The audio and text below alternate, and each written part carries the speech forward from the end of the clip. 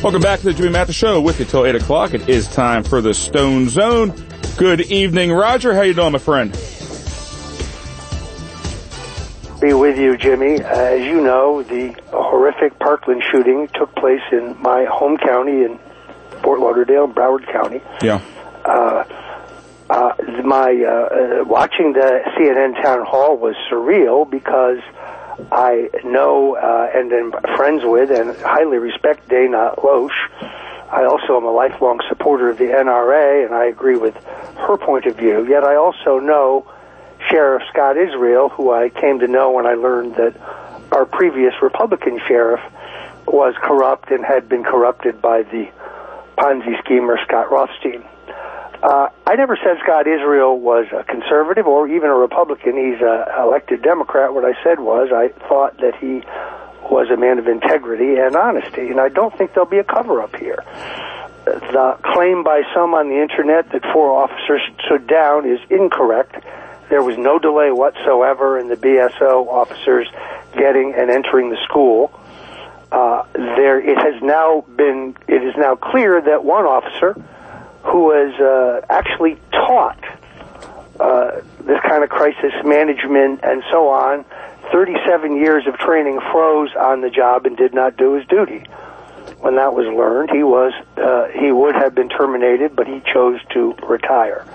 That's a failure. But as soon as that was known, and once the families were informed, there's total transparency. The other claim is that there were 39 calls to the sheriff's office. The president said it. It's been repeated in the mainstream media. Actually, the correct number is 23. Of them, 15 pertained to the perp, the alleged shooter, Cruz. The other 5 pertained to his brother. Of the 23 calls, only 2 of them would have afforded the sheriff the authority to arrest him or take him into custody. The threat level, you can't arrest somebody for banging the pool skimmer too loud. It was one of the complaints. Right. And in those 2 cases, there was interesting disposition.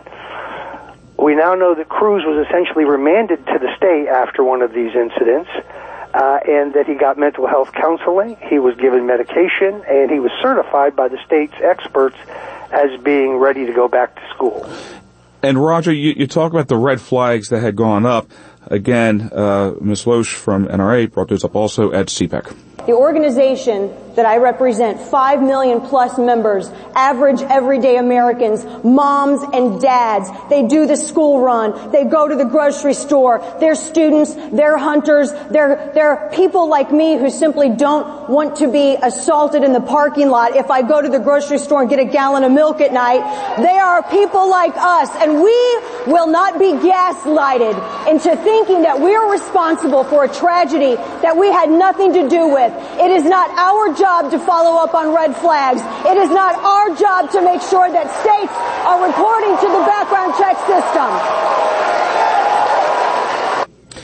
It's a valid point, Roger. Look, the FBI had been notified multiple times. There were multiple breakdowns in the process here that go beyond, ringing the bell. I think that's absolutely clear. Yeah. But we at least know that the 2 most serious complaints were adjudicated. The other one, when the sheriff's office got a call regarding Cruz, predicting that he could be a school shooter, he had moved out of the jurisdiction.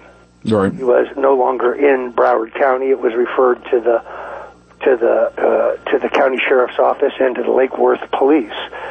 Don't know what the disposition is after that. So there was some follow-up. The point here is, here's my point.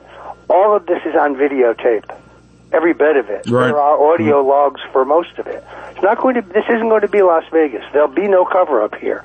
I think you'll be able to see in real time exactly what happened in all aspects of this.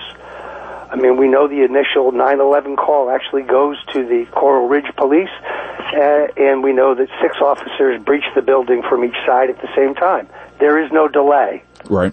We have a failure of 1 officer, and that's disgraceful, but it happens on the battlefield, and I guess it happened in this case. The guy froze despite all of his training. What does this do legislatively moving forward? I mean, we've had, these tragedies happen in the past. The left uses it as justification for an attack on the Second Amendment, and even through Columbine, Newtown. The problem is that their fundamental argument still does not work. Right. We outlawed drugs. Drugs are plentiful. Well, let's talk about that for a second. No, but that's a great comparison, Roger. Yeah. And in all honesty, they say the arguments that were made against gun control 30 years ago are still true today. You can call them trite if you like. If guns are outlawed, only outlaws will have guns. And secondarily, that this is a constitutional right that cannot be abridged. They fail to understand that a government edict outlawing guns for law-abiding citizens will not keep them out of the hands of criminals and miscreants, and therefore it would be ineffective as well as unconstitutional. From the Hill, Roger, yesterday, former Trump campaign advisor Richard Gates, he pleaded guilty yesterday afternoon as part of a plea deal with the special counsel, Robert Mueller, in his investigation into the Russian interference in the election. Significance of this and just the overall Russian investigation moving forward? Well, it's still very hard to understand. I mean, obviously the leverage on Paul Manafort just increased exponentially. Presumably his former confederate is going to testify against him. This still has nothing to do with Donald Trump or the 2016 campaign. What Mr. Mueller is trying to induce Manafort to say is hard to fathom because he has no evidence, I don't believe, of Russian collusion. Therefore, he would have to bear false witness. He'd have to perjure himself to say essentially what I think the prosecutors want him to say.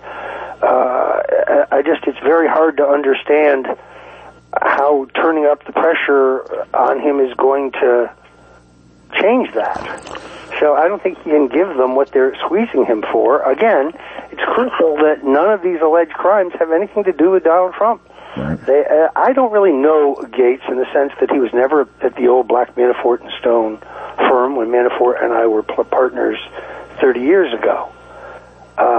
He came to work for Manafort later. I met him only briefly during the Trump campaign.